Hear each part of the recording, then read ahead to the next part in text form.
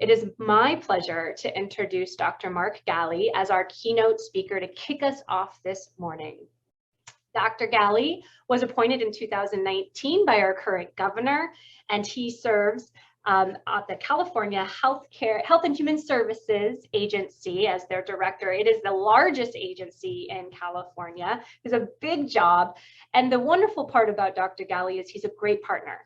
And many of you may know him from his work in his local community, where he was in LA and San Francisco. And I'm just going to read so I don't get it mixed up. But in San Francisco, he was the medical director at the Southeast Health Center, and which is a public health clinic located in Bayview Hunters Point community. And then in Los Angeles County, and I know that was one of your most recent stays, and you interacted with our NAMI members there quite often.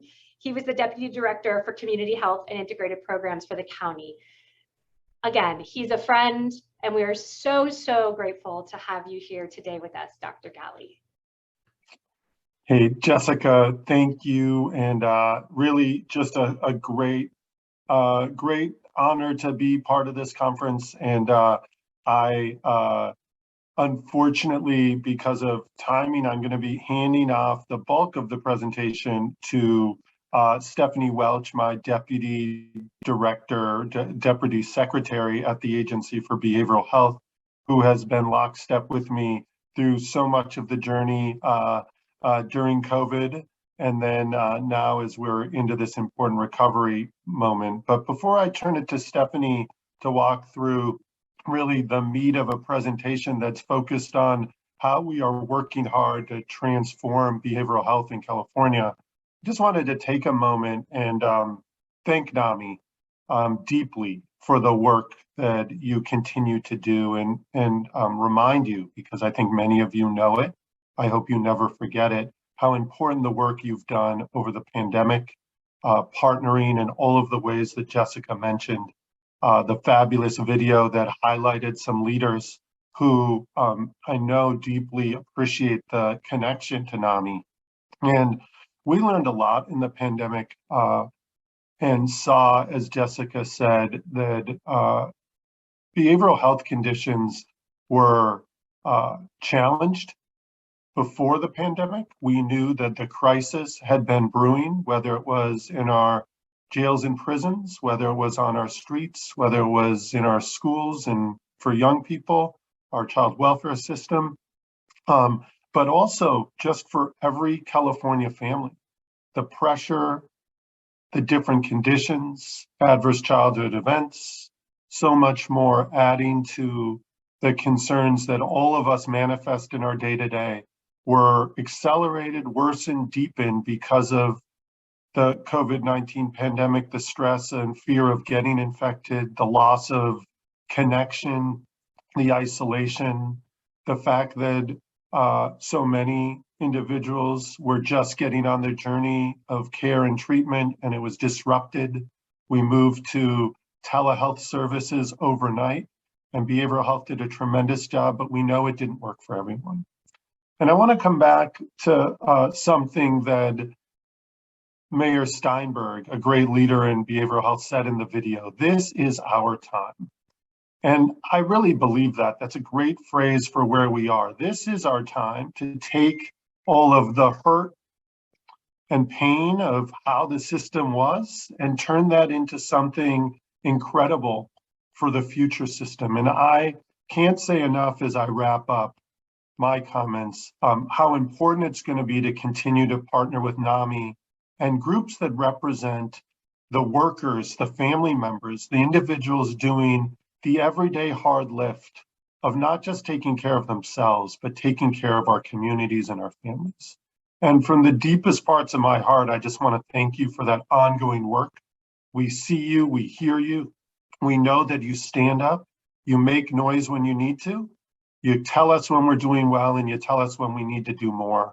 And I can't imagine doing this work any other way moving forward. And I also am eager to continue to search and find opportunities to improve and deepen that partnership, to really refine it so that we recognize in a place where we have a true workforce crisis, where we aren't finding enough of the clinicians, the licensed and unlicensed professionals to do all the work that's demanded to bring California into its next phase with a transformed behavioral healthcare system, that we can't do it without you.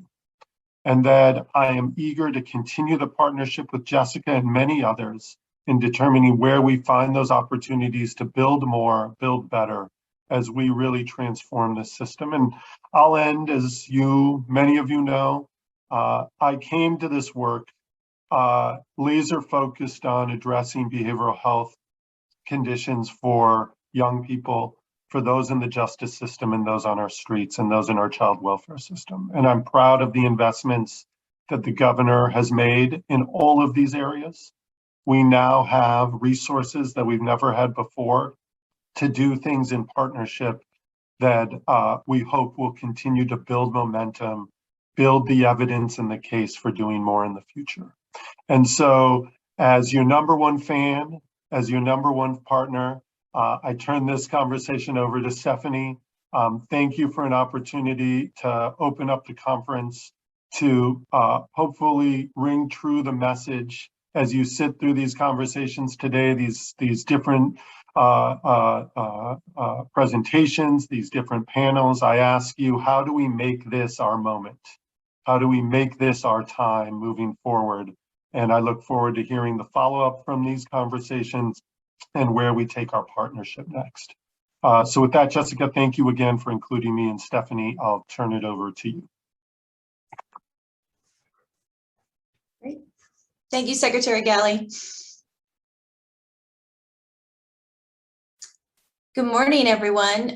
It's always a pleasure to be here with the NAMI family. I think many of you probably know me, and I have just been a fan of the work that you have done for the 20 plus years I've been doing this work. So it's always a joy to be here. I know that the Secretary had some business he had to take care of on the federal level, and I'm sure he would have wanted to stay. So next slide.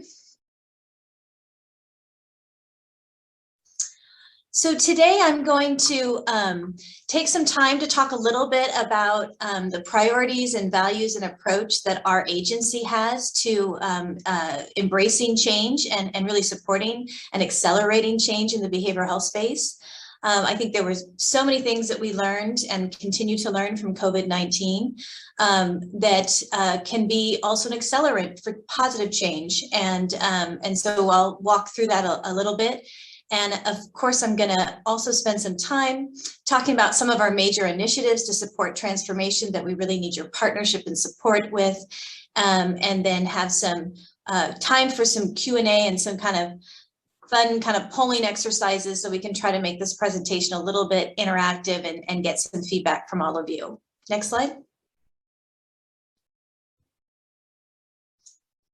So here at the California Health and Human Services Agency, we just literally, I think it was finalized last Friday, went through a process of updating some of our strategic priorities. And these are listed here. I think some of the ones to really highlight is that we are laser focused on creating an equitable pandemic recovery. I hope that that has been evident in some of the work to date that we have done. I think something that's also really important for the work that I do here at agency and the support that we do around behavioral health services is really trying to integrate health and human. We haven't had an opportunity to do so. So real quickly, and I'm sure we can make these slides available to all of you so that you can have your own copy of them. But first off, we are significantly investing in infrastructure. So, and this is really specific to facilities, recognizing that we just simply don't have the places for people to get the care that they need in the behavioral health space. So that's $2.2 billion that we will be planning and working with all of you to plan for and implement over the course of the next 5 years. We also, and I want to thank NAMI for your advocacy in this space. It took a couple of years, but we are really focusing close to $1 billion, $805 million on building out our adult and senior care facilities. These are for individuals who are on SSI and who are at risk of homelessness or who are homeless, and they really have it's not as simple as they need housing. They need a place where they can also get a higher level of care and services. And then also something that we're incredibly excited about is our Children's Behavioral Health and Youth Initiative, which really will really laser focus us on flipping that triangle, as Jessica mentioned, and really being prevention focused, recognizing that the vast majority of people who ultimately will be diagnosed with a mental health challenge are experiencing symptoms that we can detect at a much younger age. And getting back to that previous slide about kind of the negative outcomes that come with a serious mental illness, hopefully to intervene early so we don't have those really negative unintended consequences. Okay, so next slide. And I know that I think I'm going to try to probably go a little fast through these next few, just because I think we're a little bit behind on time. So we've been talking about this. I don't think I'm going to go through and kind of pick out all the particular statistics here, but I think there's really compelling data at this point to show that all Californians, I'll say all Americans, have really been impacted. Their emotional and mental health has been impacted by COVID-19. And I do think that we could really say, looking at some of the bottom bullets here, that the evidence is kind of in that while older adults may have been the most physically affected by COVID, it is young adults who have really bared the toll on their mental health and their emotional well-being. When we have, the numbers are in that young people are increasingly thinking about suicide, or increasing their substance use, and the time is now to really address those issues. Next slide. I think something that was also very clear in the data is that COVID-19 definitely led to disproportional losses. I think something that I try to bring up in my advocacy in this space is that individuals who are diagnosed with schizophrenia were 3 times more likely to die due to COVID-19. And I think that that's an important statistic to keep front and center, because it also speaks to what were those other conditions that individual was experiencing that would lead to that? Did they have poor physical health? Were we not taking care of them in their communities? And again, I think it's really important and telling for us to think through what happened and how do we prevent that in the future? Because I think all of us know that we probably will have experiences like COVID-19 again, and we want to make sure that we're ready. Of course, Black Americans in particular, and in this state as well, as Latinx Californians, I'll speak to California, were much more likely to not only die from COVID, but also to lose family members. And Jessica spoke so eloquently about the impact of that at the top of the hour. These are experiences. Losing a loved one is something that takes a very, very long time to recover from. And so I think it's really important we think about where we focus our energy and efforts, that we are addressing some of those needs in our communities today. Next slide.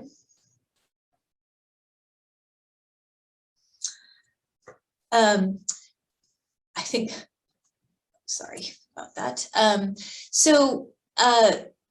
As I mentioned earlier, and this is really kind of one of the drivers of our focus on children and youth, the Children and Youth Behavioral Health Initiative, is that the pandemic really exposed how poorly we were performing, frankly, in terms of supporting youth.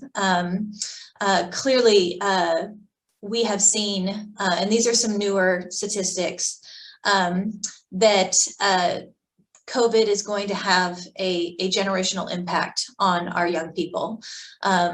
We've seen, whether you're in the private system or in our Medicaid system, the data is showing that mental health and substance use related healthcare needs were way up, and unfortunately up in areas where it documented that people were expressing significant need.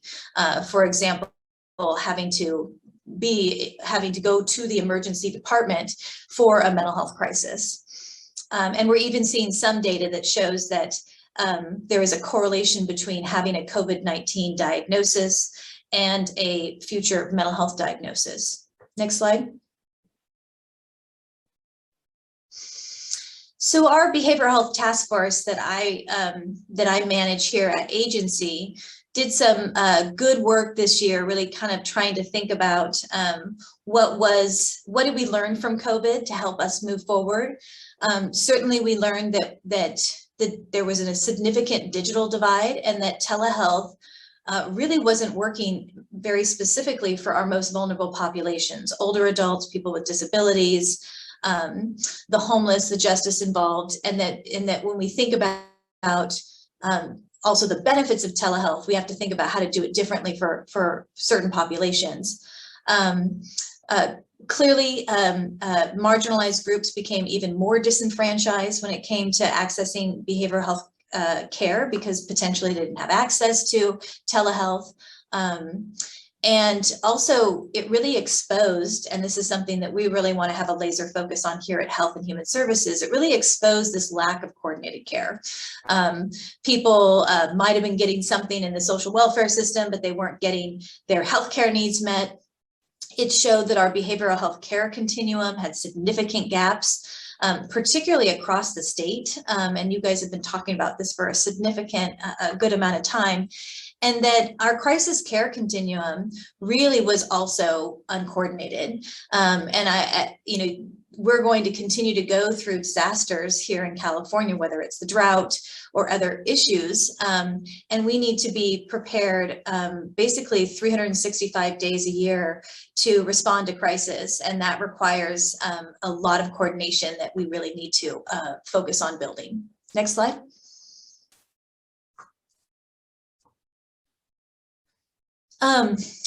So other things that the group identified that really were exposed that we should then focus future efforts on solving and resolving is, and I'll just go through a few of these, that the behavioral system itself, and I think as families and peers and people who are in the community, you're really experiencing this on the front line, that the system itself is just not really aligned with the way that you want to receive care.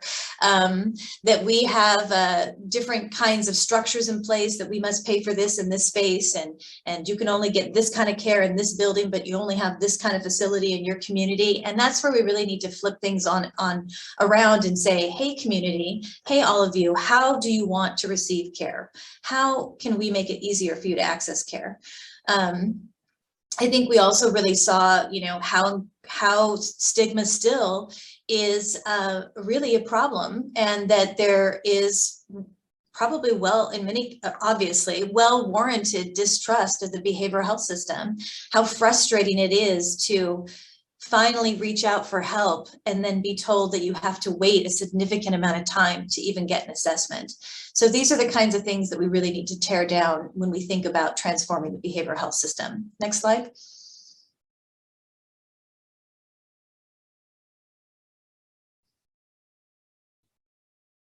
Oops.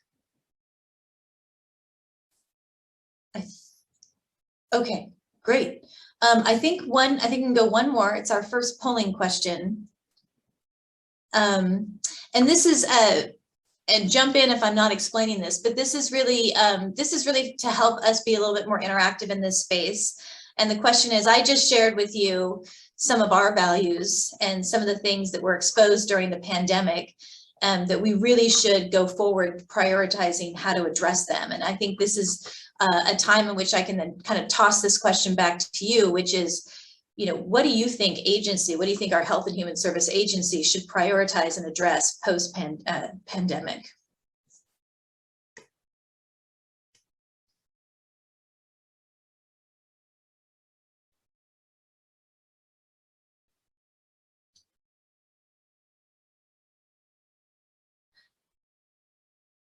And I'm not sure if this function is working. Maybe we'll just have people put things in the chat. Yeah, so the responses will be on the polls on the Whova platform, and then also in chat. I can share some for you if you'd like. Great, and I think all of you have an app that you got with the conference, I believe, and so you can use that app to respond to the questions in the PowerPoint. And I mean, and very much so, like, I'm actually interested in gathering that data from all of you, would be really helpful. So in the interest of time, you guys continue to respond to that question as I go to the next slide.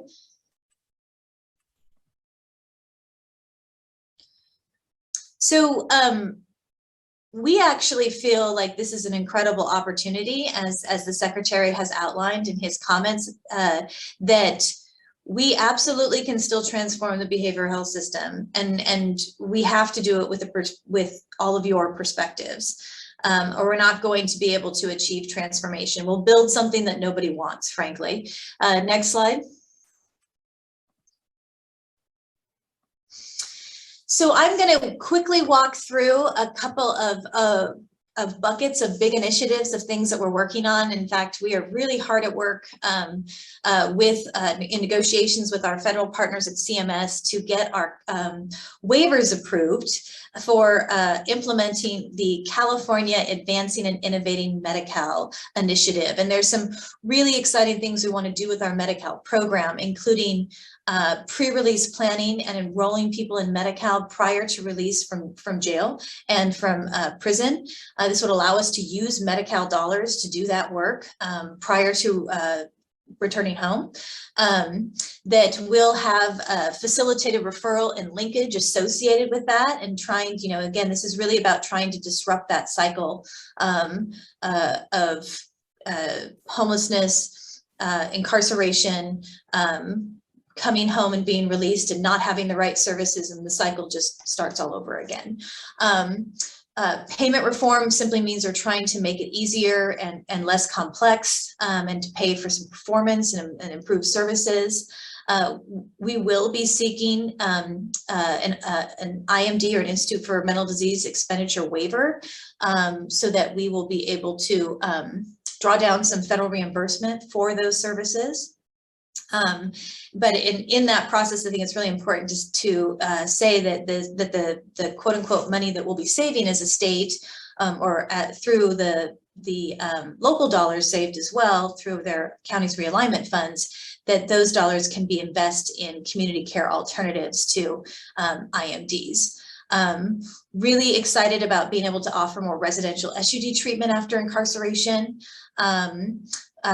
Doing some that's boring, but really, I think really the crux of what we're trying to do on the behavioral health side related to CalAIM is to really truly integrate specialty mental health and substance use services, recognizing that so many people need services for co-occurring disorders, and also just really expanding what is available as a substance use treatment disorder service. Next slide.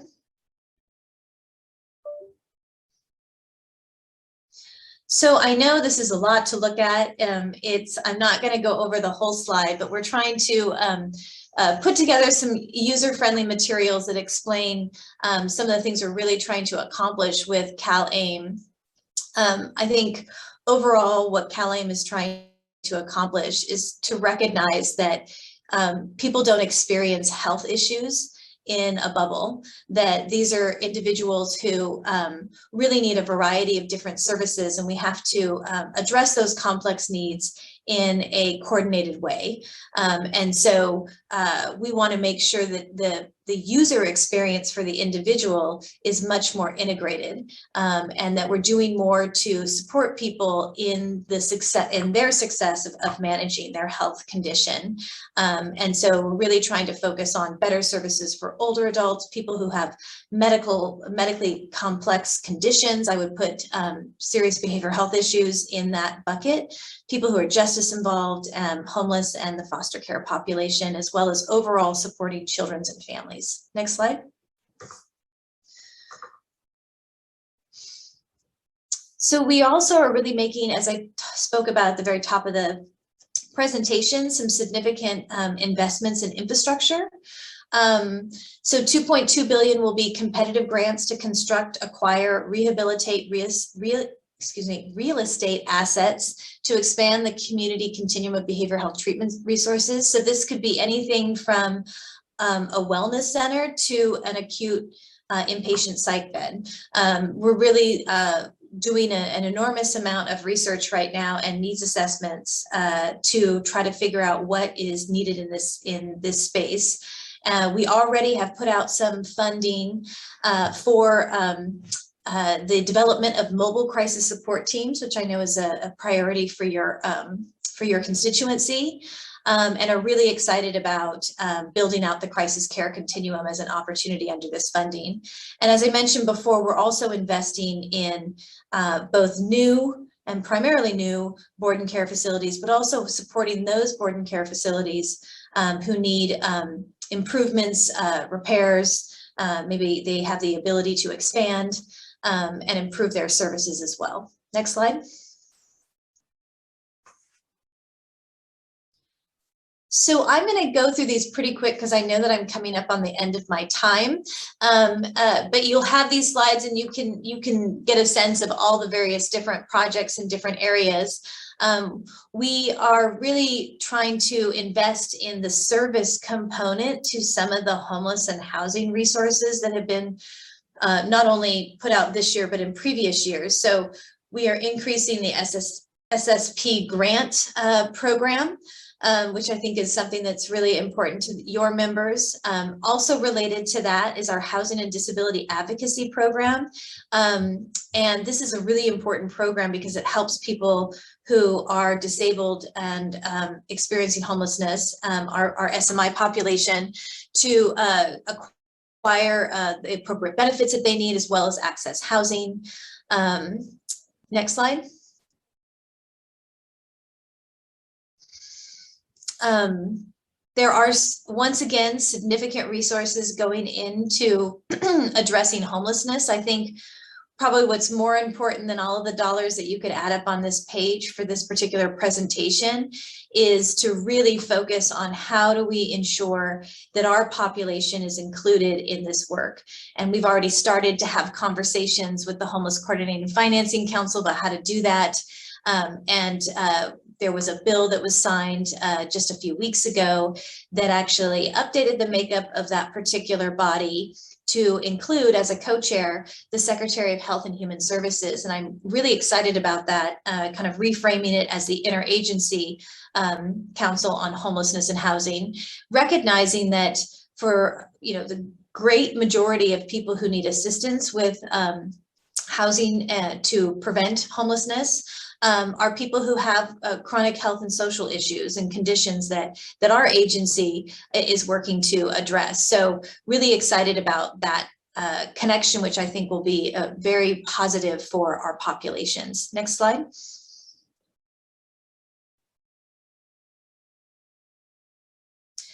The Children and Youth Behavioral Health Initiative, I think in a couple of other places we're doing presentations on this, so I'll try to be as quick as possible in the interest of time. But it's a significant amount of money, $4.4 billion over 5 years. And I think there are really two things that I believe are absolutely totally transformational in this.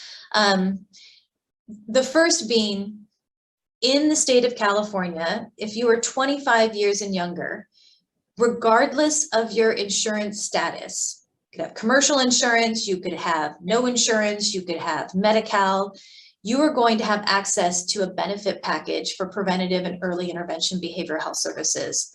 And that's not happening anywhere else in this country that I know of. On such a grand scale. And so this is really transformational. I think the other thing that we think is particularly transformational about this is that in order for us to do this successfully, to meet the diversity of California, to meet kids where they're at, that we really are going to have to completely expand our understanding of who should be delivering care. And most notably, really grounding that service delivery in empowering families, peers, community health workers, coaches, to work with young people and their families early on in the process to prevent care, but also to know how to navigate it, access it, to get the help that they need when they need it, as we often say. So really excited about those elements. Next slide.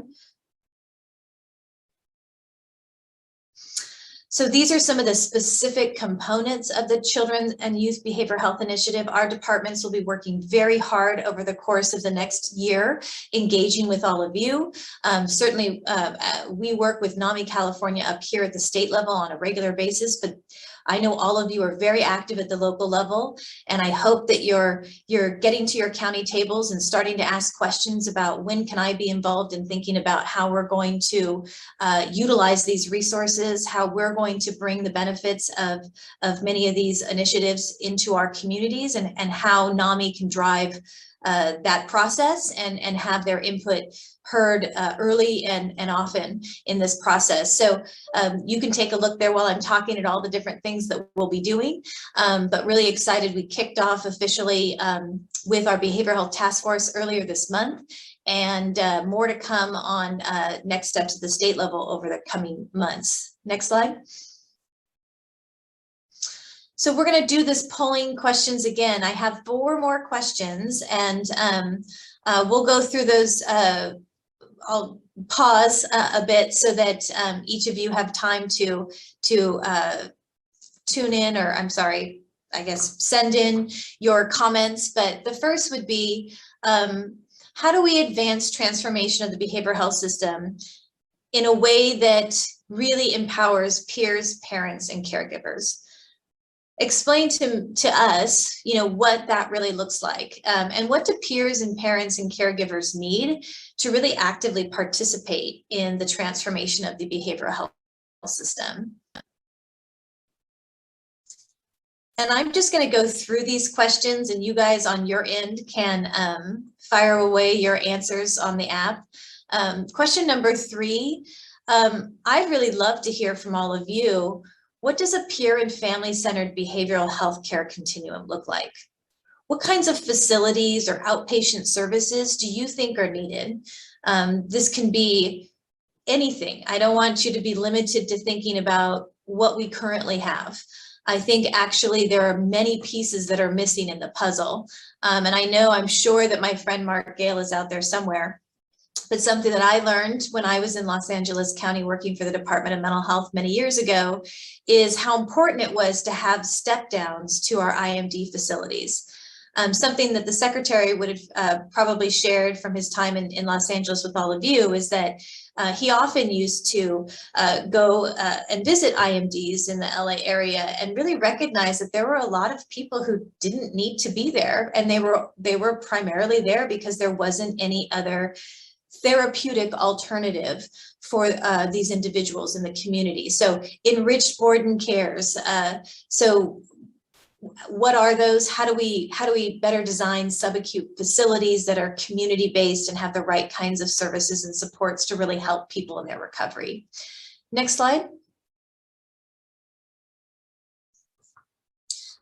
How can we prevent the criminalization of mental health and substance use disorders?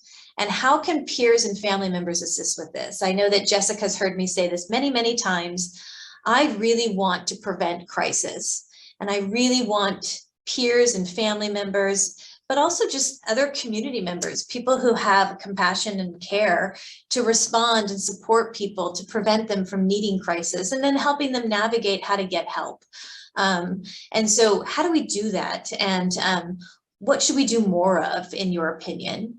And then I think lastly, I think this is partly related, but you might have some great ideas on this. How do we partner with other systems to prevent and intervene early before a behavioral health crisis? And I'll share an example of 2 different projects that we're working on, 2 different areas. One with our developmental disabilities partners, thinking about how do we provide family members who receive a diagnosis of a child who might have a more significant disability. How do we provide them with family counseling to get through this intense news that they've heard? People who are going through a medical crisis. How do we do something to support that family and support the caregivers who now have this news and really whose lives will be changed in this process? And then I would say also on our working with our aging population, what do we do on that end to support our elders in what might be stresses that they're having and behavioral issues that they're having as they age and their life circumstances change. It could be getting a diagnosis of a medical condition. It could be losing friends and loved ones. How do we work with our aging partners to support them to do that kind of prevention? So I'll end with providing you on the next slide. This is the webpage for our Behavioral Health Task Force. Jessica does a great job representing NAMI California on the task force, but I think there'll be a lot of activities with the task force over the course of the next year, really talking about these various different initiatives, most notably the Children and Youth Initiative. And I think monitoring that page would be a helpful place for you to get information that might be good, digestible for all of you.